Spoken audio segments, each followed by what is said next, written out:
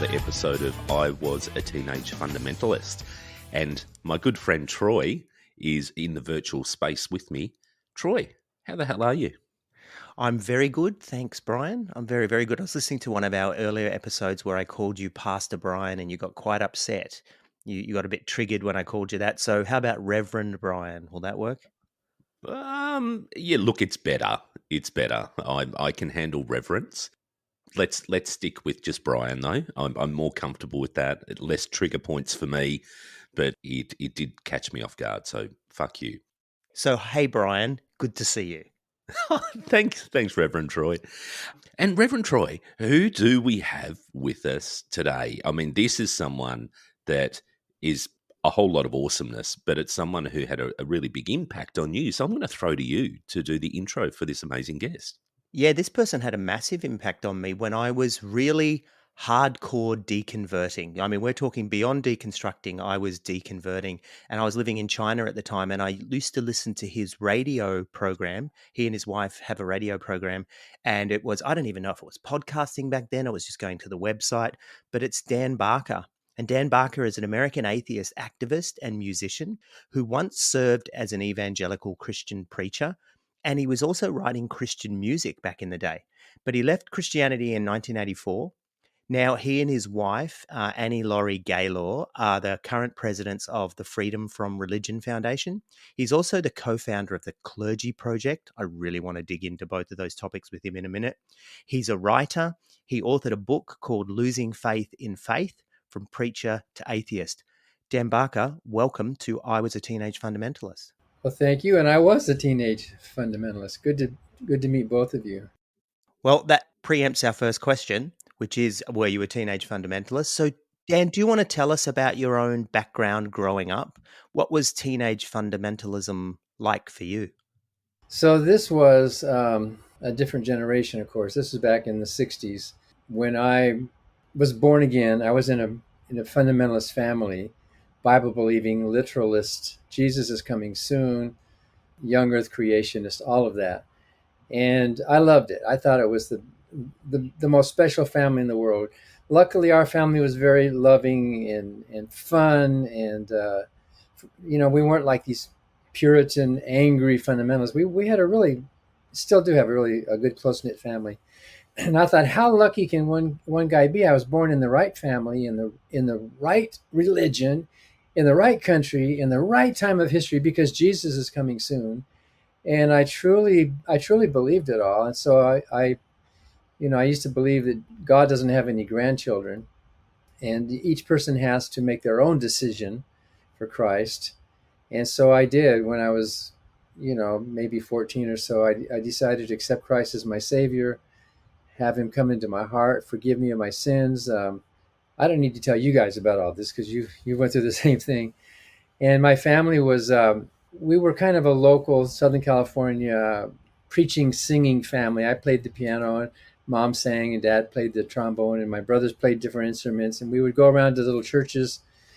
And I'm sure we weren't great, but we were sincere. We put on these programs, and Dad, we would preach, and we would go house to house, and we would have Bible studies in our home. And unlike a lot of people who couldn't stomach that, I thought it was wonderful. I thought this is amazing. God is real, and Jesus is in my heart, and the Bible is the source of all wisdom and of all guidance in life. When I was 15 years old, I was sitting in church, and they were preaching at it was Anaheim Christian Center at the time, which later became Melodyland Christian Center, right next to Disneyland. This sermon was about the Great Commission, go into the whole world and preach the gospel. And something clicked in my mind, and I felt this presence. I felt this knowingness, this peace that passes understanding. And I knew that I was called to the ministry. Because why worry about going to college and having a family and all, because Jesus is coming any minute. I mean, it could be tonight. So why would I spend all my time and energy on worldly things when the most important thing in the world is winning souls for Christ and to be able to go to heaven and worship our Creator forever? So right there in that service there, I accepted what I was convinced was a call to the ministry. And I was also convinced that I didn't have to wait to go to to seminary or get educated or get ordained. That if you're called, you're called. And so I started preaching when I was 15. I was that guy on campus, the guy with I was carrying the Bible with me, and I had this joy and love of Christ. And I just knew that when you saw the love in my eyes and you felt the Holy Spirit, I just knew that you would be attracted to this beautiful gift of salvation. People probably thought I was nuts, but looking back on it, but at the time I just thought, I can be a fool for Christ. I can do this. And I did it, and it worked. A lot of people I won't say they were suckers. I would say they were ready. They were primed. They were hungry for the gospel, including my high school Spanish teacher, Mr. Edwards. We heard that Mr. Edwards was an agnostic, and a couple of my other Christian friends, we started praying for Mr. Edwards. And then I took my Bible into classroom. I took my Spanish Bible into class so that he couldn't complain. And I was reading the Bible during class, and I was reading in Spanish. So perfect. And one day he called me. He said, "Dan, can I talk with you after school?"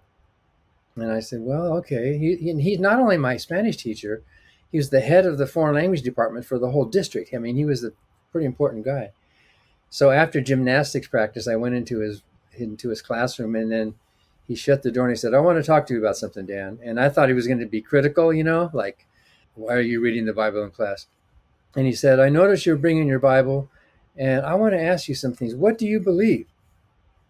And so I told him all that stuff I just told you about confessing your sin in Jesus. And then he started almost crying. And this was weird, because he's the great authority. He got tears in his eyes and he says, I've always thought there was something more to life than just the physical world. Maybe there's spirit, or what do you think? And I told him. And after we met for a few weeks, and after a while, he became a born-again Christian. So he and I started a club on campus. This was right after the Shemp decision and the prayer and Bible reading in the schools. And so we had an illegal Bible club on campus. And so we were able to preach, and I'll cut it short there because there's a long story after that involving going down into Mexico with these teams. But I truly thought that when you're called by God, you speak, and even out of the mouth of babes, that people will get born again, and they were. And my ministry was effective. And Dan, I mean, you sound in that story like the perfect Pentecostal preacher. Not educated in things like theological colleges, anything like that. So that's perfect. And back in the day, that stuff wasn't valued. You're right. It was all about what was the voice of God saying? What do I do? What is that booming voice? And it sounds like, I can imagine at that time you would have just gone, I just led my teacher to the Lord. This is confirmation that I'm on the right track in life. I'm right where God wants me. Yeah, exactly. I used to say, well, there's all these educated seminary degreed preachers who aren't saying anything very interesting. Why not just preach what the Bible says? I eventually did get a degree in religion. I went to 4 years at Azusa Pacific, and I eventually did get ordained later. But I count the beginning of my preaching at age 15, because I was preaching. I went down into Mexico and I preached sermons in Spanish. I had to learn Spanish to do it. And people would come forward to pray and accept Christ as their Savior. I almost didn't think an ordination was necessary. And, doesn't the Bible say, by their fruits ye shall know them? And after I became an atheist, a lot of Christians tell me, well, Dan, you were not really a real Christian. You couldn't have really, if you really knew Jesus and you really knew God, there's no way you could have turned your back and rejected it. And I often respond, well, who are you to judge? Doesn't the Bible say you shall know them by their fruits? And my life exhibited the fruits of the Spirit, and people were getting saved, and I started writing Christian music, and started performing, and started groups, and we were on Christian television in Southern California on a couple of stations. And in fact, I'm still getting royalties today from some of that music back then, which is weird. What was that, 60 years ago, 50, 60 years ago? What I will say to those people is, if I wasn't a true Christian, then neither are you, because I felt it, I believed it, I got goosebumps, I had what I was convinced were answers to prayer. I spent time in prayer and in Bible study, and I spent time preaching, and I lived it. And it wasn't a duty for me. It wasn't a duty. It was a joy. It was something. It was so exciting to be called to be a soldier on the front line of God's army, to be doing something really meaningful. So that was me. I was that guy. In the foreword to my book, Godless, where I tell the whole story in greater detail, Richard Dawkins wrote the foreword, the scientist, and he said, Dan wasn't just a preacher. He was the kind of preacher you would not want to sit next to on a bus. And that was me. If you sat next to me on a bus, we would, you know what I mean? I knew it. If you sat next to me on a bus, it wasn't random. It wasn't coincidence. It was God directing you to sit next to me on the bus. And aren't you lucky that God did that? That's how I was thinking this whole time. There was no coincidence at all. Yeah, there's no doubt that you were a sincere, believing Christian. As a matter of fact, speaking of Richard Dawkins, I can remember years ago, we're talking nearly 20 years ago, 15 years ago, hearing you telling your wife and Richard Dawkins about how you used to hear the voice of God. And it was a radio program, but you could almost see Richard Dawkins' face just looking at you going, right. Interesting. And you were saying, oh, look, and you were almost apologetic. I don't hear it anymore. Well, we sometimes actually do hear ideas come into our head where did that come from? And so we can, quote unquote, hearing voices. We're not really hearing a voice. It's your own mind. But yeah, and in fact, I sometimes tell Annie Laurie, I say, Annie Laurie, you would not have liked me very much back then, because she was raised no religion. She thought the whole thing was bunk. Even her father in Southern Illinois, when he was a kid sitting in church, he was maybe 10 years old or 9 or 11 or something. He was sitting in church with his family, and then he was looking around, and he said, it finally dawned on me, my parents are nuts. They actually believe this stuff.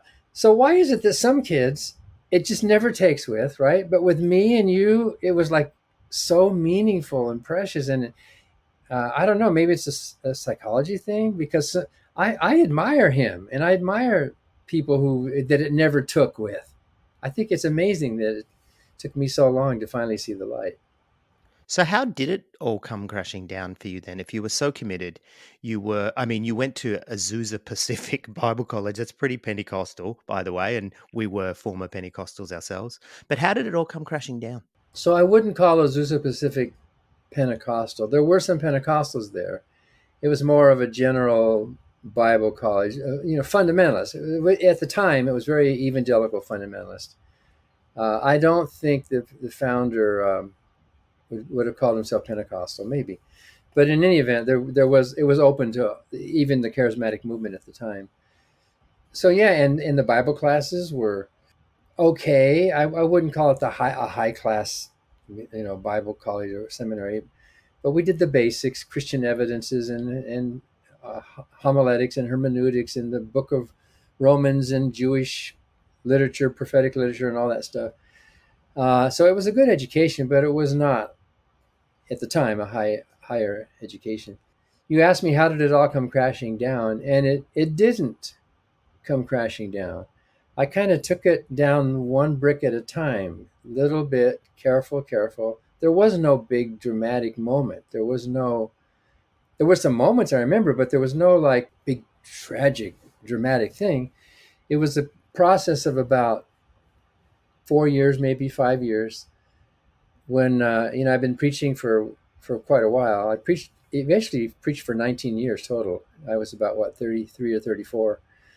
I had gone through about a 4 or 5 year period before that of analyzing within the faith, the way I was raised and the way I believed. And I know it's different for different people, but I couldn't just one day wake up and go, oh, ha, ha, silly me, there's no God. How could I have been so stupid? I couldn't do that. I couldn't just, and I didn't want to.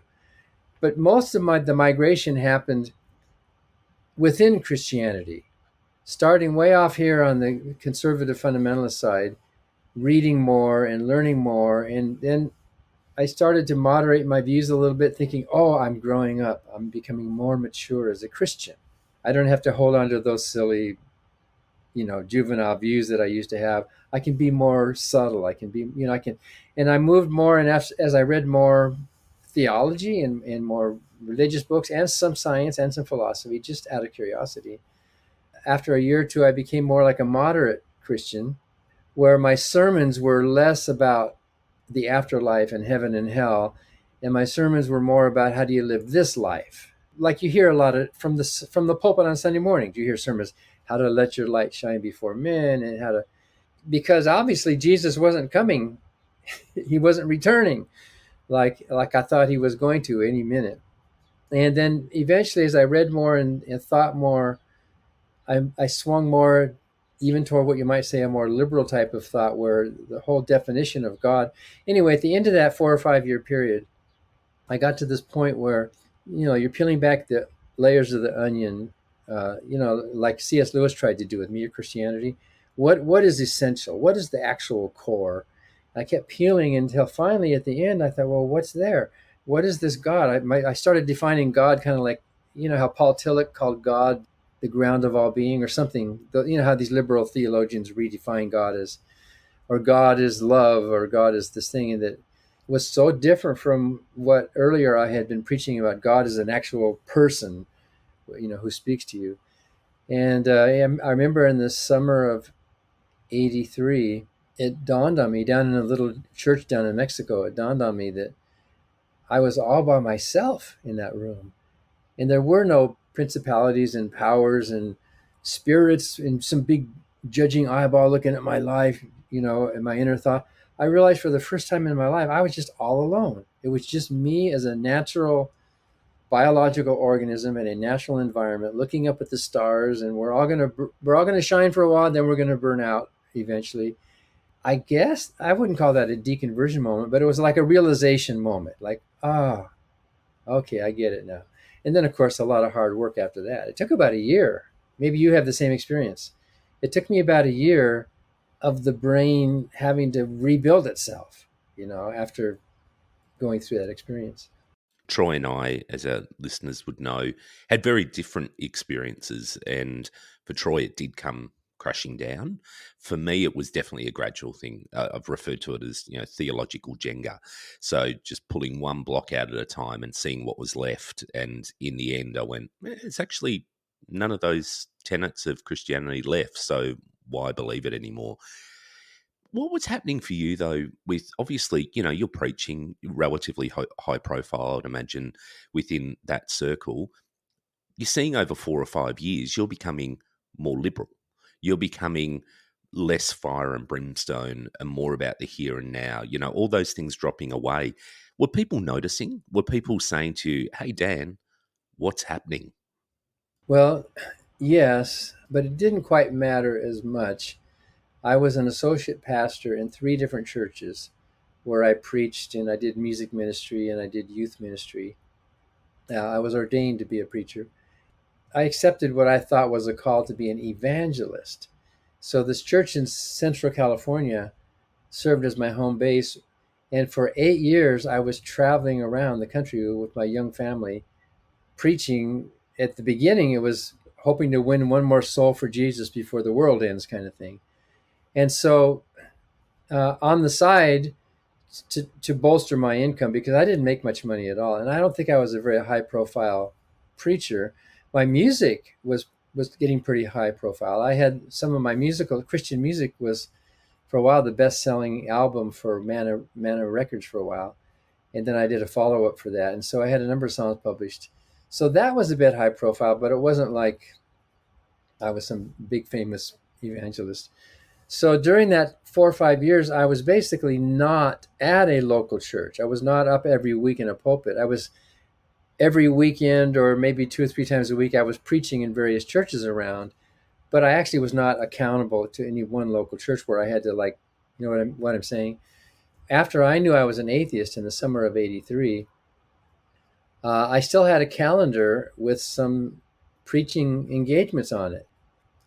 I was good at it. After all those years, I knew how to preach, how to say it, and I should have stopped. I should have just broken it off. But it's kind of like if your marriage is over, it's ending. you both realize, no, this isn't going to work. Well, when do you exactly walk out the door? There may be some loose ends to tie up. You don't just go. I wouldn't think, especially if you have kids, you got to think it. And so my divorce from God was kind of like that too. It was like, it took a while. And so I still preached hating myself.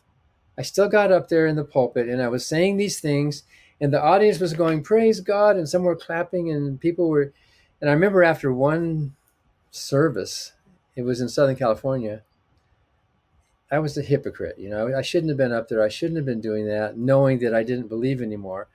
But the audience didn't know it, and the audience was responding. You would think the Holy Spirit would have told them, this guy's a phony. This went on for about 4 months, till the end of the year. And a woman came up to me after one of the services, and she said, Reverend Barker, I want you to know that I really felt the Spirit of God on your ministry tonight. And I'm thinking, you did? And so I know she was feeling something, obviously. And that kind of showed me, I'm sure you guys will agree, that the whole thing is a big drama. There would be no preachers if there weren't these people in the pulpit playing along with it. So they're coming to get something, and they're going to get it. They're there to worship or to be whatever, to learn. She came to that sermon. She didn't know it was an atheist in the pulpit, but she still felt God's Spirit from the things that I said. And you probably preach too that it doesn't matter who says it. The Word of God is effective. Even if the demons say it, it's the Word of God. So it shouldn't have mattered. And the other one is the gifts of God are without repent, right? So if you're anointed, you're anointed. Yeah. You can be telling the buttermilk pancake recipe. God's still there. Yeah. I like buttermilk pancakes. So you could sell a lot of those. In December of that year, like 4 months later, I tell the story in my book, Godless. I was up in Central California. These two churches had flown me up there, and so I went from San Jose over to Auburn, a little town called Auburn. It was horrible. And then before the meeting, they told me that they were all excited because an atheist was coming to church, and his name was Harry. And his young wife, who had just become born again, his young wife convinced him to come to church because it was going to be like a kind of Christmas music program because it was December. And he said, okay, I'll go with you, sure. And everybody said, Harry's a wonderful guy. He'll give you the shirt off his back. Everybody loves him. He's a well-respected businessman here in town, but he's not saved. He's not born again. But his wife got him to come. They must have got on the phone. We're all buzzing. Harry's coming to church. So they told me Harry was going to be out in the audience tonight, and we're trusting God's going to bless your ministry to bring Harry to Jesus. And boy, did I hate myself. I was up there at the piano preaching, singing these stupid songs that I had written. All the while I'm thinking, there's Harry, an atheist, he's out there. I wonder what he thinks. I was so embarrassed at what Harry would be thinking about this young evangelist, And I almost stopped right in the middle of a song. I almost stopped and said, this is crap. I'm sorry. This is, but I couldn't. They hadn't, what would I do? Would I just walk out into the night, or would I, and they hadn't given me my plane ticket home yet. It was like, I was kind of like, and so I remember in my brain thinking, all right, I'm a showman. I can do this. I'm good at it. I'll go ahead and do it like it's a show. You don't have to believe it to be in a show, right? You just do it. Like Pagliacci in the opera Pagliacci. The clown's heart was broken just before going on stage when he had to make people laugh. And he did it, So that's how I was feeling, like the show must go on. And so I finished it. But that was the last time. I never preached again. And a couple of weeks later, I sent a letter out. In early January, I sent a letter out to everyone I could think of, friends, relatives, co-preachers, co-missionaries, Christian publishers. A one-page letter that I reproduce in the book. Just a simple letter explaining that I don't believe anymore. And, well, I got all sorts of reactions from that. So basically, you maintained your integrity, at least at the point where you published this letter.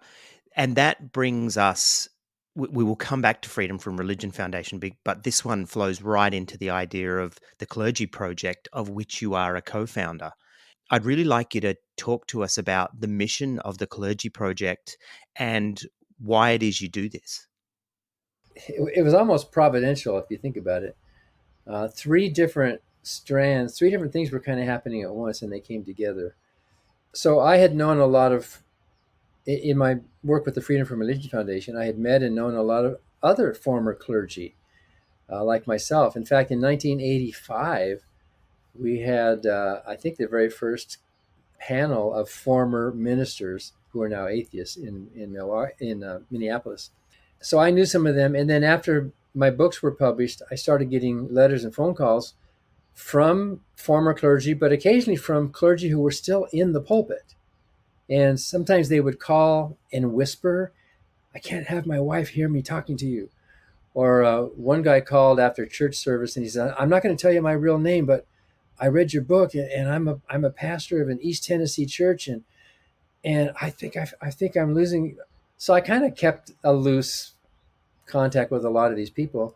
And then the philosopher Daniel Dennett and his colleague Linda Lascola wanted to do a project about preachers who don't believe anymore. A serious project out of Tufts University with a qualitative researcher, with a serious research project to study what happens to preachers who don't believe anymore. Well, the problem was, how do they find them? You can't just go walk up on a church and say, "Hey, are you an atheist?" How do you find these people, especially if they're still in the pulpit? So Linda called me and said, "Do you know any names?" And I said, "Yeah, I do. I know some people. I heard from them." So I gave her about, I don't know, 7 or 9 different names of people. And she promised confidentiality. She actually flew to meet with some of them. She actually flew to meet with that East Tennessee pastor while he was still a pastor, but they had to go out of town, and he had to like disguise himself. It was really a neat story. In fact, there was a Broadway play made out of that story. It aired last year, which is pretty neat. It was called The Unbelieving.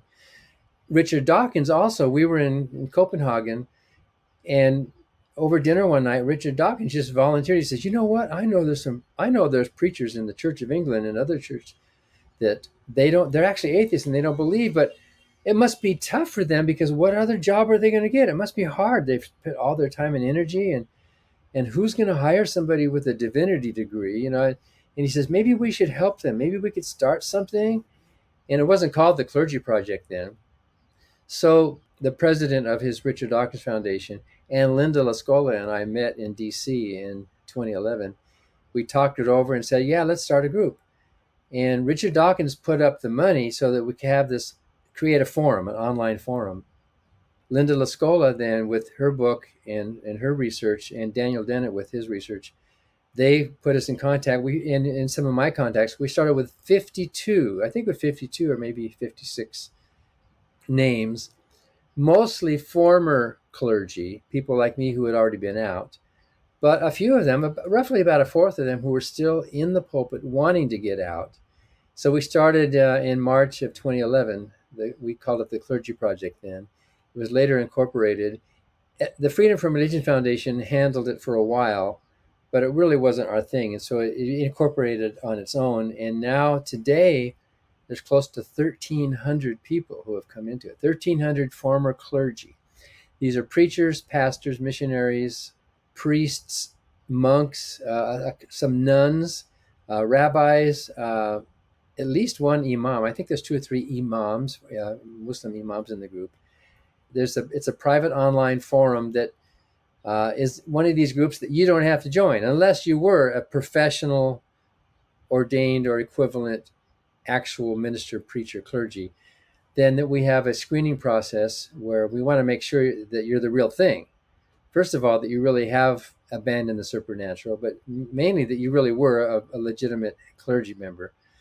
And this includes like youth pastors and worship leaders, as long as they were professionals at it. So, and it's pretty neat. And the online forum is broken up into different groups: liberal groups, Southern Baptists, Jehovah's Witness, elders, and so they all want to kind of talk with their own people.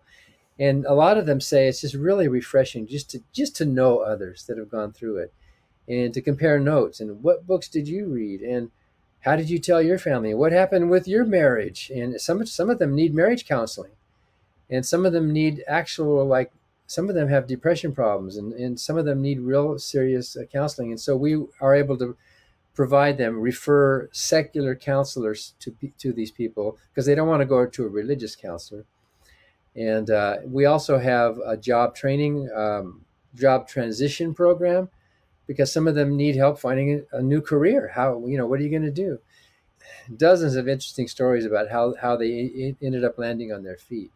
So that's just a short version of what the Clergy Project is all about. You can find it easy online. It's clergyproject.org, where you can find the public facing page, but you won't be able to get into the actual inside forum unless you go through the screening process.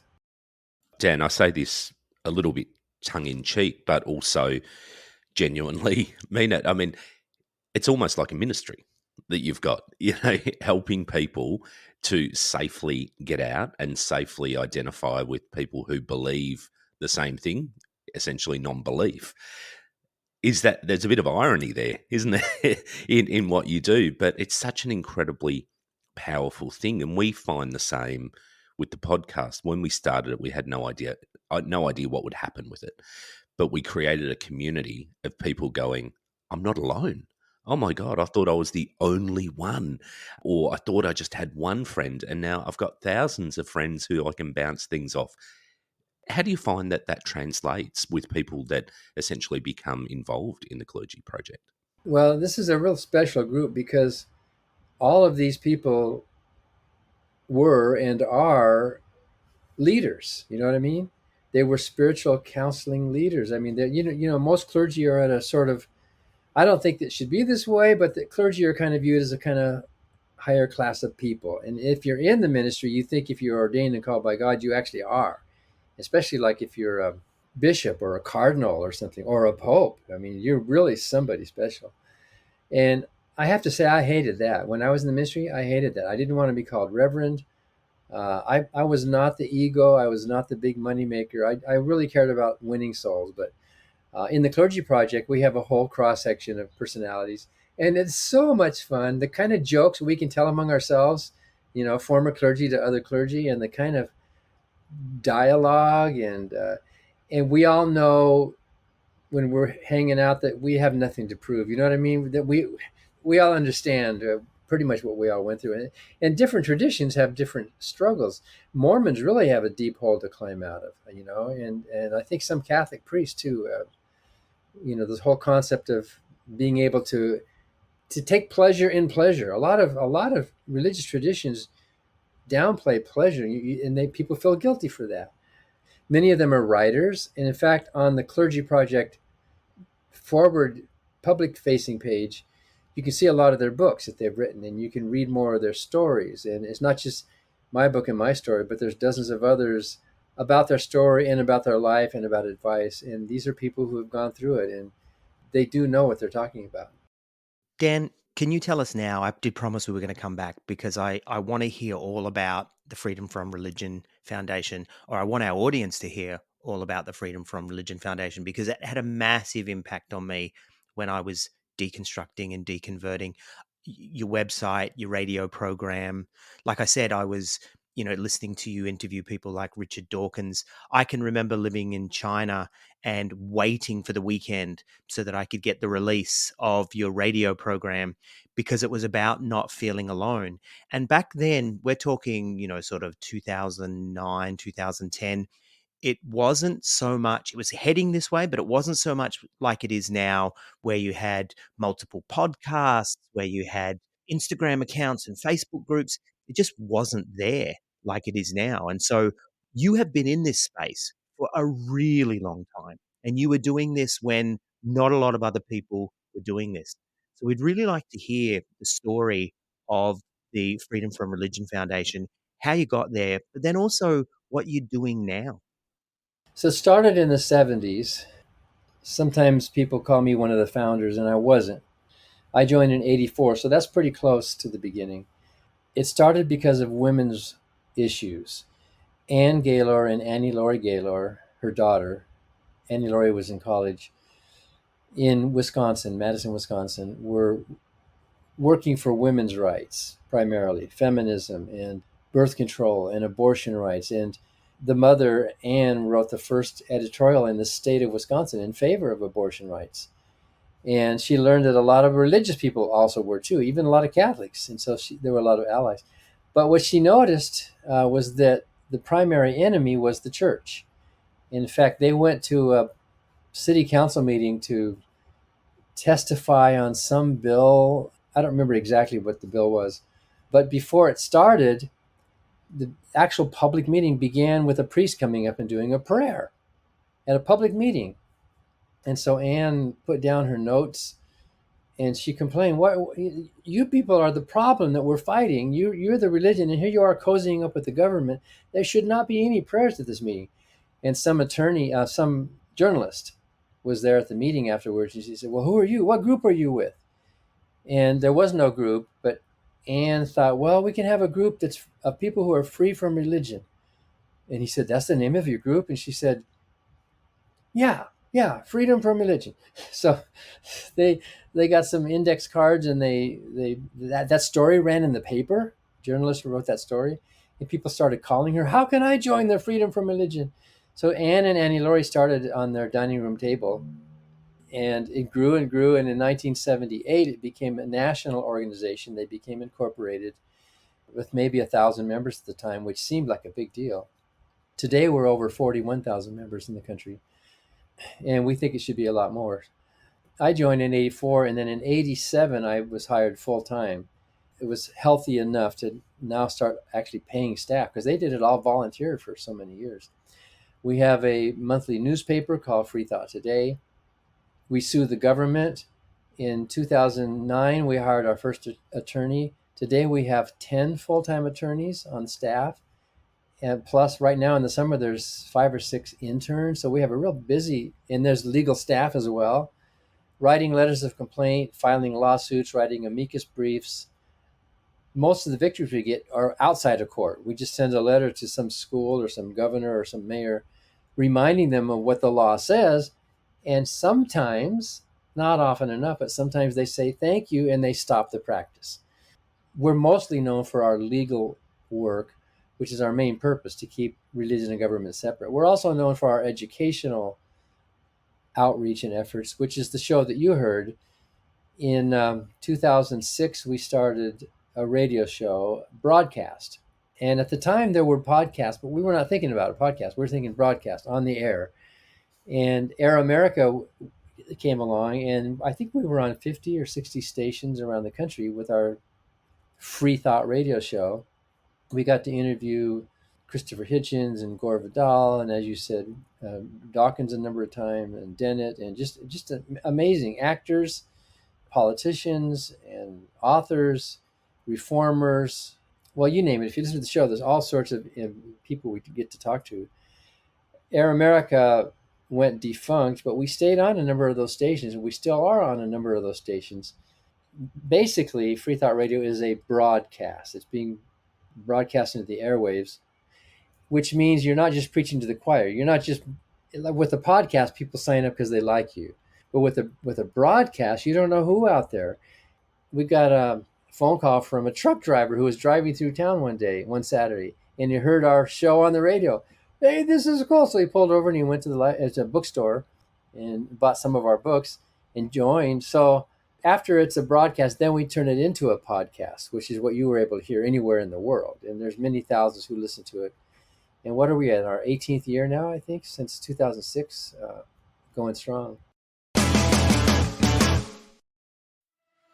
Hi, I'm Tracy. And I'm Sharon. And we are Feet of Clay, Confessions of the Cult Sisters. We've got less than 60 seconds. Sharon, go. Truthfully, Troy and Brian, you're the ones who deserve the credit or the blame for all of this. First, they got you, Tracy, to claim that Christian music megastar Keith Green was a cult leader. Then they got you, Sharon, to talk about your pure virgin marriage, personally arranged by Keith Green. And now we are totally out of the closet, launching our own podcast, telling the world about the crazy Christian commune, Last Days Ministries. And most importantly, our decades-long escape from the trauma and abuse of extreme Christianity. So join us as we share our journey of healing and humor and how we found love and peace and joy on the other side. Wherever you get your podcasts, Feet of Clay, Confessions of the Cult Sisters. Hey guys, we'd love to hear from our audience, so if you'd like to connect with I Was a Teenage Fundamentalist, then visit our website, iwasateenagefundamentalist.com, or find our Linktree URL in the show notes. We also have a thriving community of listeners on Facebook who offer peer support and a shitload of funny memes and things of interest to former teenage fundies just like you. You can find us on Facebook or see the links in our show notes. You can also follow us on Instagram and Twitter. Before we do go on, we're interested to hear, I mean, you've arrived at a place where you haven't gone, maybe it's not true, yeah, maybe, I'm not quite sure. You've chosen atheism. Like you've really, that is the place that you are coming from with all of the work that you're involved in. Atheism for you, what's it look like? What's the expression of it? And essentially why atheism and not agnosticism? Why not be, a little bit less definite? So you're right. Today, I would say that I do choose to embrace atheism and agnosticism. I think you can be both. And I think many people are both because they're addressing two completely different things. I would not say that I chose atheism in the beginning. It was just sort of the default. It was kind of like the onion peeled back. And it wasn't like, oh, there's atheism. It wasn't a thing. Atheism is not a thing. Atheism is not really a philosophy or a moral philosophy. There are atheist philosophers and atheist moral philosophers. Atheism itself is not making any claim. Atheism is basically just the absence of theism. So theism is a belief in a personal God, as opposed to something like deism, which is a belief in like an impersonal God or a force or whatever some people pronounce it deism. Theism is not knowledge. Theism is a belief. People believe in God, right? So an atheist is not a person who says, I know there's no God. An atheist, a basic atheist, is a person who simply lacks the belief in a God. So by whatever definition of a God you might think of, if you don't hold a belief in that, then you are atheistic, at least with the lowercase a. You may not want to call yourself an atheist with a big capital A on your shirt, but just like I could describe you as a male, which is a description, you wouldn't necessarily want to put a big M on your shirt. I'm a male. It's just part of what you mean, right? So I think atheism in its most general sense is just a person who who lacks a belief in a God. But within that group of atheists, there is a subset of what you might call capital A atheists or hard atheists who take it a step further from just basically non-believing atheism. They might be more likely called anti-theists or capital A atheists who say, not only do I not believe, I know there's no God. Those and in the general public, that's kind of what people think atheism is a person who knows there's no God. And I would say if you define a God a certain way, I can say, yeah, I know that God doesn't exist. Or I have such a high level of probability that I'm going to round it off. I mean, it's just like nobody can prove there's no leprechauns, but I'm so certain that I'm going to round it off and I'm going to say there's no leprechauns, right? I might be wrong, but come on, after all these years, same thing with God, after all these years of thinking and analyzing. And for me, basically, it's like 5 or 6 absences. The first is an absence of even a coherent definition of a God. What is this thing? What is a spirit? If you're going to believe something, you at least need to have clearly define what it is you believe. That hasn't been done. It's a vague, amorphous concept, the creator, the intelligent designer. Until somebody coherently defines it, I lack a belief in something that lacks a definition. There's also the absence of evidence for a God. I do think that the absence of evidence is evidence of absence. The absence of evidence is not proof of absence, but the absence of evidence is evidence of absence, especially if you look. If I'm doing a debate and the authorities come in and say, there's been a bomb threat, you need to get out of the building, leave. And so we all go outside the building and we wait. After an hour or so, the authorities come out and say, okay, the building's clear, you can come back in. Would you go back in? Do you have proof that there's no bomb? There's no bomb, but how do you have proof? Well, then the authorities would show you, well, we went on this checklist, every room, every closet, every trash can, every desk drawer. We went and we checked everything off and we didn't find a bomb.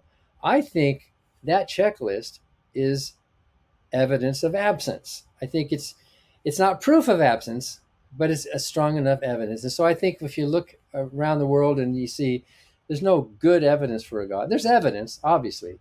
I mean, there's evidence for leprechauns. If you've ever eaten a box of Lucky Charms, there's a picture of a leprechaun right on the box, right? So there's songs about leprechauns. There's stories about leprechauns. So there's evidence for leprechauns. And you could even say there's evidence for God, because look at all these stories. But is it good evidence? Can it be testable and verified? Is it falsifiable even, and all that? Another absence is the absence of a good argument for a God. And I've done a lot of debates, and there's about a dozen different kind of arguments that people bring forth. Apologists will bring forth design, teleological arguments. There's ontologicals. There's cosmological arguments, first cause. There's the moral argument, and so on. There's other types of arguments, and those are all just bad arguments if you look at them. Bertrand Russell once said he as a teenager he was briefly convinced by the ontological argument, but the next morning he woke up and he realized it's just bad grammar, is all it is. And so there's an absence of evidence, absence of definition, an absence of good argument. There's an absence of a good explanation for the problem of evil if you believe in a good God. There's an absence of agreement among believers about the nature or the moral principles of this God. You would think if there's a God, there would be one religion, right? If there is a God. But the absence of agreement is what I would call one of these evidences against God's existence. And then finally, there's an absence of a need for a God. Hundreds of millions of good people on the planet live good life, happy life, moral, productive, joyful, loving lives without this God thing that a lot of people think they need, but there really is no need for it. And so when you put all those together, I think this absence of evidence really is a strong evidence for the absence of a intelligent designer or a creator or a God. Now, Dan, we do want to pick up on something you said a minute or two ago, that you have entered into many debates.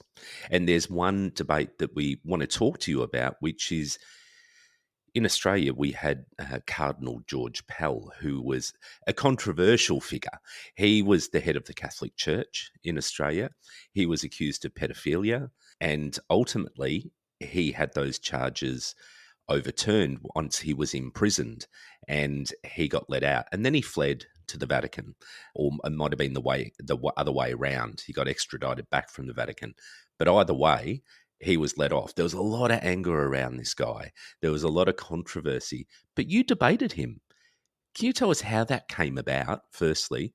But what did that debate look like, and what was the outcome, and what was the ripple effect from that, if any?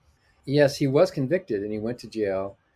And the conviction was overturned not on the merits of the case, but it was overturned because of a procedural.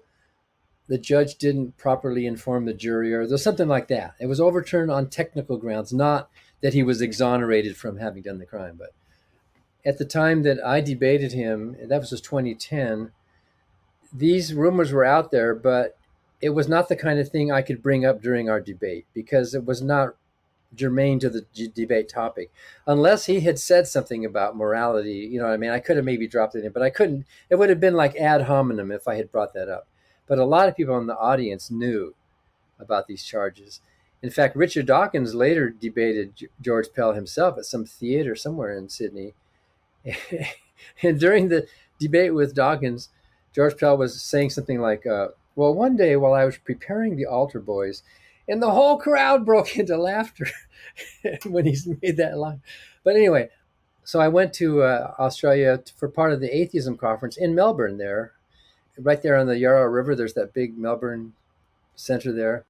The exhibition centre. We call it affectionately Jeff Shed, who was an ex-premier, and he built this enormous convention centre, and his name was Jeff Kennett. So just a little bit of trivia for our listeners. Jeff Shed. It was a nice venue, and I don't think there's ever been a larger group of atheists in history in one building.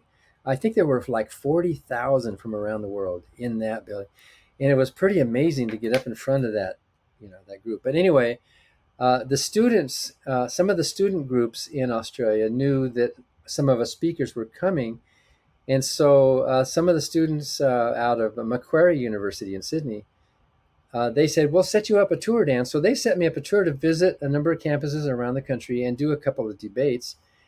That happened even before the Macquarie conference.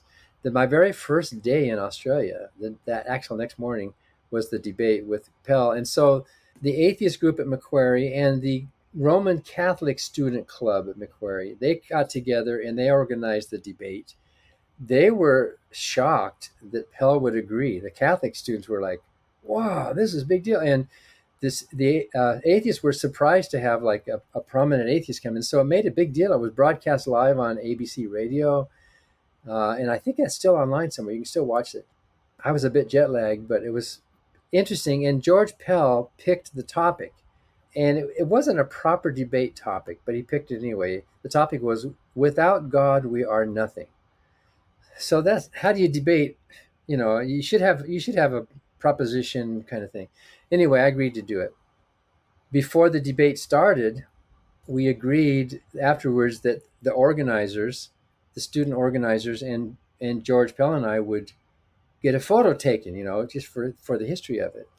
And before the debate, I spoke to George and I said, how do we address each other here? You can call me Dan if you want. And can I just call you George? And he said, okay. So during the debate, I just called him George. And all these people were there with their vestments on, and these nuns, and it was packed with, kind of half and half atheists and Catholics. And they were all calling him Your Eminence and your, Father. They were all like really impressed that here is this. He was an archbishop at the time. He wasn't cardinal yet, because he had been in Melbourne for a while, and then he went back up to Sydney. And the charges were about when he was in seminary many years before that. We did the debate, and I could tell the audience was uncomfortable with me just calling him George, because we're just two guys. We're just talking, right? He was cordial, but he wasn't very friendly. I mean, he was saying, you atheists are like dogs at a concert. You're sitting at the concert, you're hearing the concert, but you're not hearing the music. You atheists are living in this world, but you're not really hearing the true, you know what I mean? He's making these kind of comments. Something about being a father, he said. And I turned to him and I said, well, actually, George, I am a father. And somebody in the audience yelled out, he's the father to all of us. And so anyway, we did this debate, and he did not like what I said about Mother Teresa, because in their mind, Mother Teresa was just this golden girl. But we finished the debate, and then handshaking, and then let's get the photograph that we agreed to. And George says, nope, I'm not having my picture taken with that man. And he walked out. So we have a photograph of me and the atheist student, and then this lone Catholic student guy standing there, like he was supposed to be standing with his guy, but this is the three of us. So later he was convicted after that. This was after the debate. He didn't want photo taken. Did the debate not go well for him? Was that a reason, or he was just being an ass? I think he wouldn't say that it went badly. He would not say that. But that I think he found me to be so offensive, because I was asserting feminism and women's rights and abortion rights and saying things about Mother Teresa that he found offensive. And it must have got under his skin. I don't know if anybody judged who won that debate, because how do you judge those things anyway? Sometimes they are judged, actually. The debate I did at Oxford in England was actually judged by people judging with their feet. That was fun. What kind of a person would revel in all this adulation from the flock? I mean, what kind of person is like that, who thinks it's so important to be this bishop cardinal? I had trouble with that even when I was a minister. I didn't like this idea that there's a caste system, but Pell apparently really, really loved that, and the way they dress and the way people talk to them, and it's all just so phony. This whole, not just Catholicism, but this whole structure of clergy in the world. Yeah, well, you wouldn't be the first person to point out narcissists in a church structure at all. Hey, Dan, another question I want to ask you. because you have been in the atheist space, or let's even say in the non-religious space. You have walked away from Christianity 40 something years ago. Do you still deal with anything from your religious past on a personal level, even all these decades later? Yeah. Well, my Christian wife, we divorced, and when you have children, you always have a relationship. So one or two of our we had four kids. One or two of them might be religious, and two of them at least are pretty non-believing, atheist, agnostic. And so we have friends from back then, and one of my best friends from the '60s is still a good friend today, Glenn. And I visit with him when I go out to California, and we talk on the phone maybe every month or two, and we have all these shared memories of our evangelistic tours and our missionary tours and all the friends and people we knew and the TV shows and all of the stuff.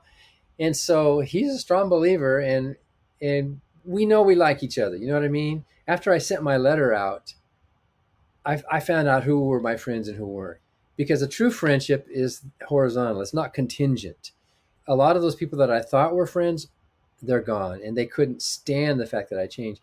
But some of them we are still friends today because we realize that it's no contingency. We actually like each other as people. And one of my brothers, Tom, is still a born again. He's an evangelical Christian, and he's a great guy. We talk a lot and we visit a lot, and I think our family is loving enough that we know to avoid the contentious issues. And so we talk about our family and our relatives and our past and all of that. We were both in gymnastics together and had all these stories. We were both musicians. And I know he's evangelical. However, he's one of the few evangelicals who did not vote for Trump, because not all of them did. I think 80% or 82% in the United States voted for Trump, but some of them did not. Some of them think character matters, and my brother was one of those people. Our other brother, there's three of us, Daryl, became a humanist atheist really early, back in the 80s. As soon as he saw his big brother come out as an atheist, he said, "Yeah, I've been thinking those things too. Yeah, yeah, yeah." So it was like, for him, it was like almost overnight for Daryl. Although I have to say that he never was a really very good Christian anyway at the time, but he likes me saying that because he would agree with that. So yeah, we still have to deal. And then at FFRF, we deal with Christians and Jews, not all the time, but often enough. In fact, just this week, our episode of Free Thought Radio is a Catholic journalist who is a believing Catholic who wrote a great book about the U.S. Conference of Catholic Bishops. It's called Playing God. And she's very progressive, very liberal, and she's more like Pope Francis than like the American bishops are. And 2 weeks ago, we also had an evangelical. We had a Christian on who's now an ex-evangelical, but he's still a Christian, and he wrote a good book about Christian nationalism. And the Freedom from Religion Foundation produced last year a joint report with the Baptist Joint Committee for Religious Liberty, Amanda Tyler, who also heads up a group called Christians Against Christian Nationalism. And she's a strong believer and a happy, good woman. And she was happy to come on our show. And then Ryan Burge, who's this pastor. Ryan is a pastor who's a well-respected sociologist, statistician, and who does all these surveys about religion in the country. We've had him on. He came on our Ask an Atheist show. And it's kind of cool because sometimes we're fighting the same fights with people who have different beliefs. So very few atheists are so hard-nosed that they refuse to associate with believers. So, Dan, it has been a long time. It's been 40 plus years. What would you say to those people that go, "Hey, Dan, seriously, just move on"? Like, here you were, you're a hardcore Christian, and now the flip side of it, you're being hardcore from another perspective. Why have you stuck at the game so long? More than half of your life has been dedicated to this, I guess, assisting people on the other side of belief. Yeah, well, I take it as a compliment. If you believe in something, you're committed to it, and you can live your life, and you can have a successful life at it. I was on a radio show a few years ago, and the host, this woman, she asked me the same question. Why can't you just be an atheist, but why do you have to talk about it? And I said, well, first of all, you invited me on this show, which is actually what happened on the Oprah Winfrey show the day that Annie Laurie and I met. Somebody asked, well, how come you're going on TV to talk about your atheism? Why didn't you just keep it to yourself? And Annie Laurie said, well, you invited us, right? We're not like barging in here. But I asked this radio host woman, if you have a preacher on or a minister on your show, do you ask them the same question? Why are you speaking up about this? Why don't you just keep it to yourself? Why is it okay for them to speak about their belief in these supernatural things, but it's not okay for us to dissent, to criticize it? Of course it's okay, and it's a free world. And about half of our work is promoting non-belief, but the other half is state church separation. And that's very meaningful. If you can correct a state church violation on things that are not necessarily atheistic things, it's just mixing religion and government. We often have religious people join us in our lawsuits. We had a local pastor join us on one of our lawsuits who disagrees with atheism, but he spoke out and said, this is wrong, and I'm going to join these people. Speaking out and working for state church separation is important. What's more important than working for these ideals of, at least in our country, the ideals of the founders who created the first country in the world with separation of church and state? You mentioned Trump before. Thinking about what you have watched over these decades, this conflict between church and state, this rise of Christian nationalism, the growth of the mega churches and their influences, are things better or are things worse from your perspective, both from a US perspective, but also from a global perspective? So the answer is both. It's like a train wreck in slow motion that's happening right now. Our country is becoming much less religious, and it's pretty amazing. The sociologists are pretty impressed with the fact that the fastest growing religious demographic in our country right now is non-religion. Back in 92, about 7% of Americans checked the box no religion. In 2011, that was up to like 14%. And today, it's almost 30%, that growth of people checking no religion. That doesn't mean they're all atheists. They're just saying, I don't identify with a religion. Some of those people who check no religion believe in God and they pray. The actual atheist and agnostic secular humanist is somewhere between like 7, 8, 9, 10, 11%, somewhere in that range, depending on how you count it, which is still pretty significant. If it's 10% of our country who are non-believers, well, look at Judaism. Judaism is a respected minority in the United States at less than 2%. They're at the table. And yet non-believers tend not to even be at the table until recently. Now we're seeing a growth of, the Congressional Free Thought Caucus in the U.S. House of Representatives now has about 15 members working for state church separation. That's new. Some of them are non-believers. There's a new group called the Association of Secular Elected Officials, ASEO, at the state and local levels all over the country. This would be governors or legislators or mayors or school board presidents at different levels. There's a whole bunch more secular people coming out. So our country is becoming much less religious, but the courts are becoming much more religious. And part of that is thanks to Trump packing the court with three nominees, raised Catholic, committed to ultra-conservative ideologies. And so the current Supreme Court, where is the final arbiter, which, by the way, its approval rating is really, really low right now for various other reasons as well. They are in a position of imposing Christian nationalist opinions, and they sometimes do, and they have been doing that in the last few years, not representing what's happening in the country. They don't, in fact, their nominations were not even representative, because the Senate who represented, they were not representing the majority of the voters, the way the system worked the thing out. We have justices on the Supreme Court representing the minority of our country who are making decisions for the majority. So, and they even admit it. In the last 10, 20, 30 years or more, the religious right has admitted that they are losing the culture war. They're losing and losing. And all the battles they fought in the culture, they're losing. Used to be creationism in the schools, prayer in the schools, way back, women's right to vote. And you name it, a gay marriage, abortion. Well, now abortion is going back. We're in many states, we're having a huge fight with abortion. I think it's kind of like they know they're dying. They know they're losing in the hearts and minds of people. They know they're losing the culture war, so they're trying to use force. They're trying to, these multi-billionaire people who are funding money into like the Federalist Society and other groups that are trying to get these ultra conservative people nominated, and they've been very successful at that. I think it's kind of like these, it's kind of like a wounded animal who knows it's dying and it's thrashing around and it wants to take everything down it can with it while it's going down. So it's a very dangerous time right now. This minority of believers, and Christianity is shrinking, but they're becoming more dangerous because they hate to give up, they hate to surrender the privilege they used to have as white Christians in this country.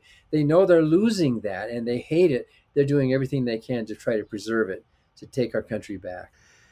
Dan, I'm just wondering, like you're very passionate about this, and there's great, responses to our questions. Some of them we're asking, obviously, because there'll be questions that our listeners are thinking as they listen to you.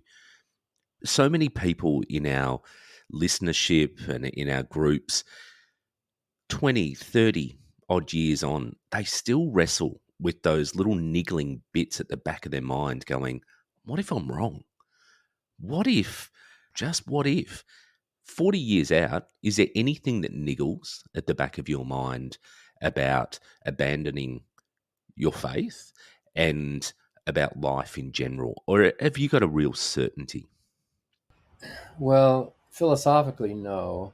That first year, I have to admit, was quite an adjustment. And, am I sure about this? Am I right about this? Julia Sweeney, the actress, in her play Letting Go of God, she's a comedian. She's really funny. Let me just try on the no God glasses for one day and look around and take them right back off again. Let me try it for another day. See what happens. Oh, the no God glass. You should see her play, by the way. It's really hilarious. And if you hear a little bit of piano music, that's me playing the piano up in the high registers up there. So for that first year, yeah, it was tough. And I think it's because our brains wire themselves certain ways. We get habits, right? I remember even a few months after I knew I was an atheist, I was reading some of the works of Robert Ingersoll, the great agnostic. And I was going, wow, this is great stuff. Wow, God bless you, Robert Ingersoll. You know what I mean? Habits in your brain. I didn't mean God bless you, but I said it because it was a habit. And some people compare it to like a big traumatic event in your life, like a death in the family or a divorce or something. It takes your brain a while to rewire. Actually, the brain cells can actually migrate, and the plasticity of the brain, it takes a while for that to happen. It's not, you're not just going to wake up one day and go, oh, ha, ha. So yeah, for that first year or so, but that's long gone. And I would have said, if you had asked me a couple years ago, the gospel music, I missed that. So I've written some songs in a gospel music style, which, because I play piano. But now we have a project that FFRF is funding called Godless Gospel. And for me as a musician, it's one of the funnest things in the world and very fulfilling. We have found, through the help with Mandisa Thomas of Black Nonbelievers and through others, some former gospel musicians, as in Black gospel musicians, the traditional hand clapping and the modern black gospel. Some people who are now fed up with it and have left it. And one of them is a songwriter producer named Andre Forbes. And he and I spent a year and a half or 2 years writing godless gospel. We've written totally new songs, but using that style. So it's not a parody. We're not taking old gospel melodies. We're writing actually new material. He has found some musicians. And last year we did the debut of Godless Gospel at our convention in San Antonio. And it was like 7 or 8 singers, a full band with songs saying, I don't need Jesus to give me a smile, or the natural world is good enough for me, or you don't need to be ashamed, a song that Andre wrote because he struggled for a long time. He was a highly respected gospel musician and he struggled, and he had to make a living too when he left the faith. Now as an atheist, he still has this talent, but he was so fed up with the hypocrisy and how people are judging other people in religion, and are you an in-group or an out-group? Are you saved? Or are you damned? And so he wrote a song called You Don't Need to Be Ashamed of Who You Are, Whoever You Are. So you can hear that, by the way. Go to YouTube and just type in Godless Gospel Debut. And you'll hear the debut performance, which is really good, but the sound needs to be adjusted. The sound mix was wrong. And so we're actually going to make an album. We're going into the studio next month to do the tracking, and then we're going to bring the singers in. And we are auditioning for more singers who can sing. You don't have to be black, as long as if you can sing the style. We're auditioning, and most of them are black gospel singers. So if you know anybody in the U.S. or that can sing that style and who wants to be a part of it, we will audition you as well. Dan, I love what you're doing and how that rattles against the angry atheist stereotype, that this is also positive, it's also uplifting, it's a reclaiming of the things that matter and not rejecting everything that wasn't that is of value from the past. Dan, how do people connect with you and your work? We'll definitely put everything in our show notes for sure, but do you want to tell people how they connect with Freedom from Religion, Clergy Project, Dan Barker? Well, of course, with the internet, it's very easy. Either look for Freedom from Religion Foundation, or the website directly is ffrf.org. And the Clergy Project is simply clergyproject.org, which also has a Facebook page too, where while the Clergy Project is a private forum that you're invited to, there is a Facebook page where some of the Clergy Project interact with members of the public if they want to. So you can go onto the Facebook Clergy Project and, maybe talk with some of the clergy, active or former clergy that are in the group.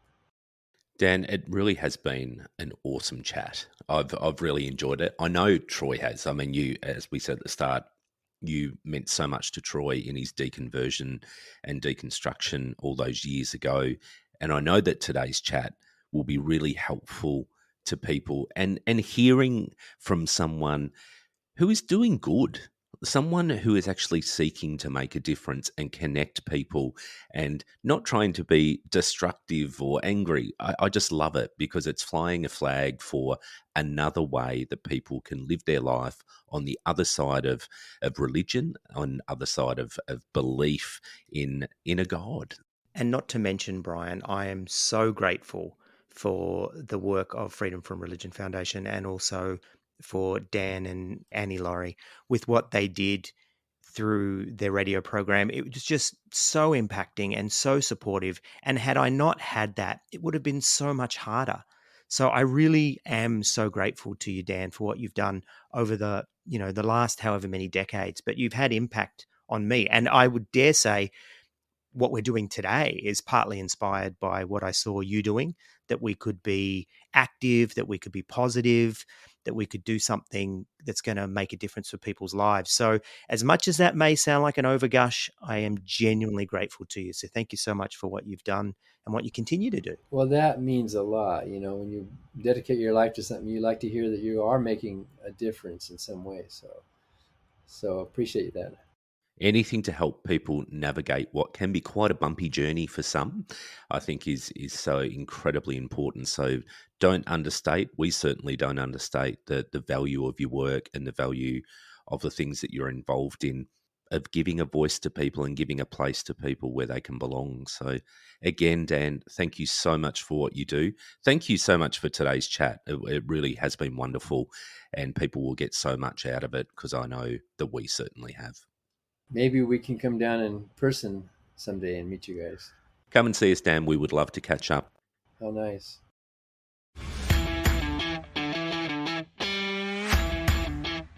If you'd like to connect with the I Was a Teenage Fundamentalist podcast, then please see the links in our link tree in the show notes. We invite you to pop across to our very vibrant listener community on Facebook, which is a private group, and we're also on Instagram, Twitter, and Reddit. Also, a huge thank you to Lucy, who manages our social strategy, and to Kerry and Bree, who manage our Facebook listener group. All of our episodes are transcribed to increase accessibility, and the I Was a Teenage Fundamentalist podcast is available on Apple Podcasts, Spotify, YouTube, and pretty much wherever you get your podcasts. It's produced and hosted by Brian McDowell and Troy Waller, with all sound production and editing done by Troy Waller. You can find all these links in our link tree in the show notes.